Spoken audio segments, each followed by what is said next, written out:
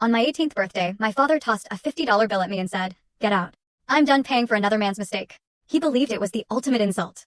I picked up the bill, smiled, and handed him a sealed envelope I'd held onto for years. "I know," I said, and my biological father was waiting right outside. He looked out the window and his face turned ashen.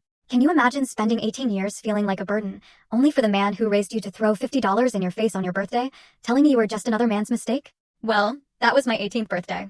But what he didn't know was that $50 bill. It wasn't the end of my story. It was just the beginning of his absolute downfall. 18 years of cold silence. 18 years of missed recitals, whispered insults when he thought I couldn't hear. He thought this moment, this pathetic little act, would be the final chapter for me. He had no idea it was the prelude to an entirely different book. To truly understand what happened on that miserable March morning, I need to take you back a decade. Back to the first time I realized I wasn't like the other kids in my family. I was 8 years old. Spring recital at Highlands Ranch Elementary.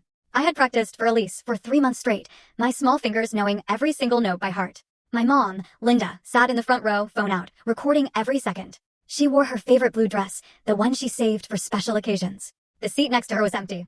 Richard had a last-minute meeting, Mom told me when I asked where he was. Even at 8, I noticed. He never had last-minute meetings when Tyler had his soccer games. Tyler was 4 then, just a little kid, and Richard attended every single match, even the ones where my little brother just picked dandelions on the field instead of playing. After the recital, I found Mom in the hallway. Her eyes were red, but she forced a smile and told me I was wonderful. "Why doesn't Daddy ever come to my things?" I asked, a tiny, hopeful whisper. She didn't answer. She just hugged me, tighter than usual, as if trying to hold all her sadness inside. That night, sleep wouldn't come. I crept downstairs for a glass of water and heard voices in the kitchen. Richard and Mom.